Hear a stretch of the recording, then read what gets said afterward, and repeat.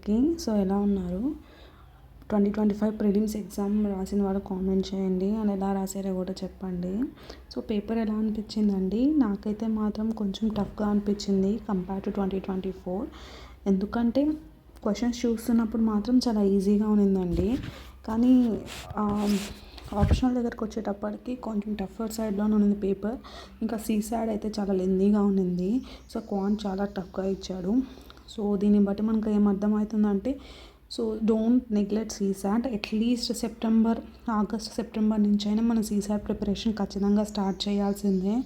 So మెయిన్గా మనం reading comprehension ఎక్కువ ఫోకస్ చేయాలి, ఇంకా రీజనింగ్ క్వాంట్ కూడా ఫోకస్ చేయాలి గైస్. బట్ సీసాట్ కొంచెం అన్ప్రెడిక్టబుల్ సైడ్ వెళ్తుంది కాబట్టి ప్రాక్టీస్ ఖచ్చితంగా చేయాల్సిందే.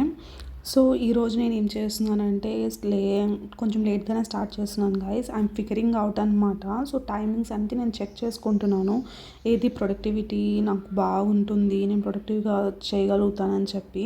So I'm figuring out times అనమాట. సో ఈరోజు నేను 10కి స్టార్ట్ చేశాను. సో న్యూస్ పేపర్తో స్టార్ట్ చేశాను.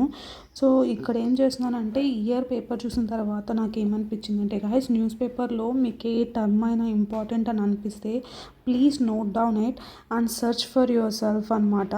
సో ఆ పని నేను ఇక్కడ కూడా చేస్తున్నాను. So I'm reading newspaper థరాలీ.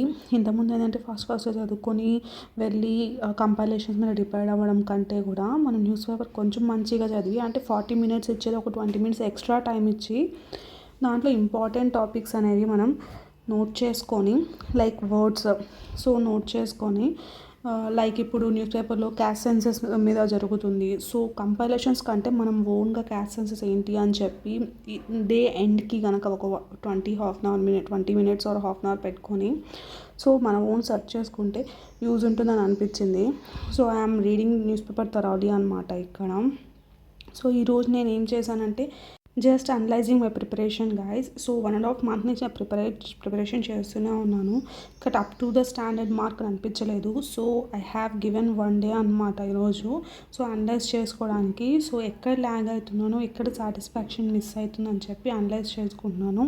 So ఈ అనలైజేషన్స్ కూడా చాలా ఇంపార్టెంట్ గైస్ ప్రిపరేషన్లో. సో అట్లీస్ట్ మీకు అలా అనిపించినప్పుడు ఒక హాఫ్ డే అయినా తీసి చేయాలన్నమాట. సో అలాగే నేను ఈరోజు ఒక హాఫ్ డే అనేది దీనికి డెడికేట్ చేశాను. దీన్ని బట్టి నాకు అర్థమైందంటే, ఈరోజు నేను పిఎస్ఐ నేను వెళ్తున్నాను గ్యాస్. బట్ డిఫరెంట్ టార్గెట్స్ అనేవి నేను పెట్టుకోలేదు, because I'm searching for different resources అనమాట పిఎస్ఐఆర్ కోసం. సో పిఎస్ఆర్కి మ్యాక్సిమం శుభ్రరంజన్ మ్యామ్ నోట్స్ ఉంటాయి కదా.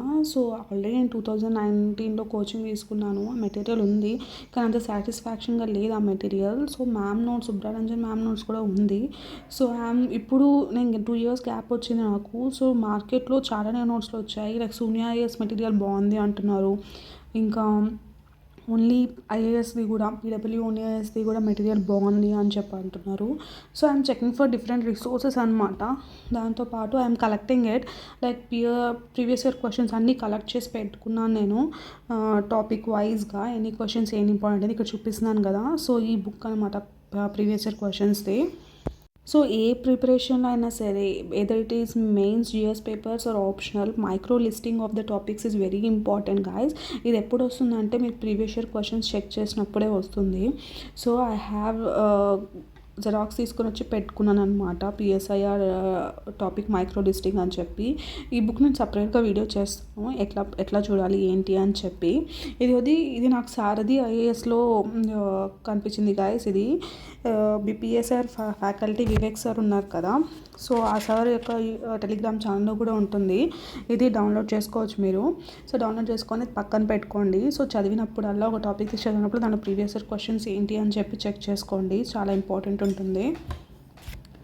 దాంతోపాటు ఇక్కడ నేను ఏం చెప్పాలనుకుంటున్నానంటే, సో మే ఎండ్ అయిపోయి వచ్చింది guys and we're entering into June within next 3 to 4 days. So it is very high time guys. You need to focus at least daily 3 hours on optional అనమాట.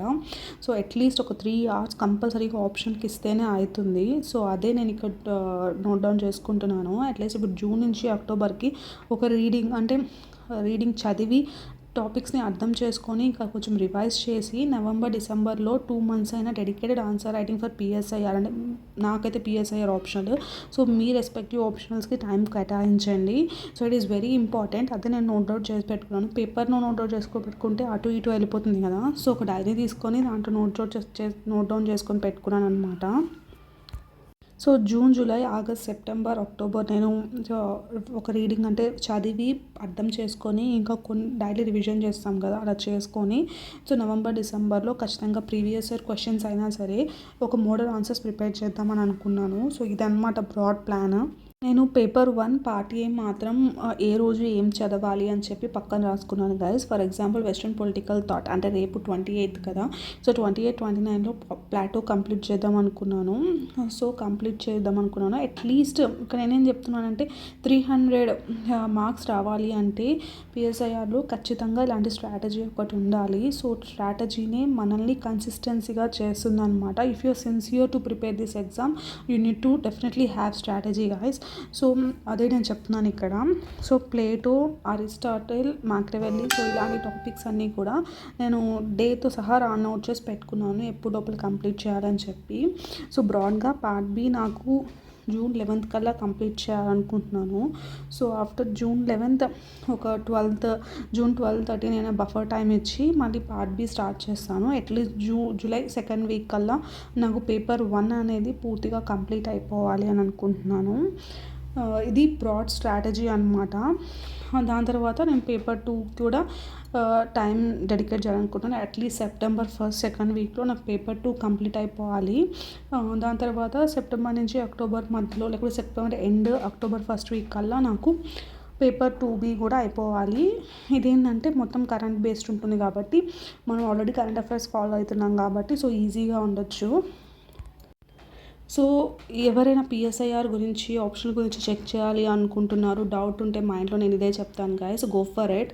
If you have interest on this current topics కానీ లెంతీగానే ఉంటుంది PSIR, చాలా లెంతీగా ఉంటుంది. కాకపోతే మీకు GS 1లో interlinking ఉంటుంది, అది మీరు చూస్తే హిస్టరీ ఉంటుంది, అట్లాగే GS 2లో కూడా చాలా పోర్షన్ కవర్ అయిపోతుంది. So go for it. ఇక్కడ నేను ఏం చెప్తున్నానంటే ఎప్పుడు కూడా ప్లాన్స్ అనేవి 3 typesగా ఉండాలి గైస్. లాంగ్ టర్మ్ ప్లాన్స్ అంటే ఇప్పుడు నేను 4 monthsకి ఏం చేయాలని డిసైడ్ అయ్యాను కదా, సో అది long term plans. Plus short term plans అనమాట, ఏ మంత్కి ఏం చదవాలి అని షార్ట్ టర్మ్ ప్లాన్స్ చేసుకోవాలి. అది డైలీ టార్గెట్స్ కూడా చేసుకోవాలన్నమాట, ఈరోజు ఏం చదవాలి అని. ఈ వీడియోకి ఇంతే అండి. So if you felt that this video is helpful to you, please like, share and subscribe.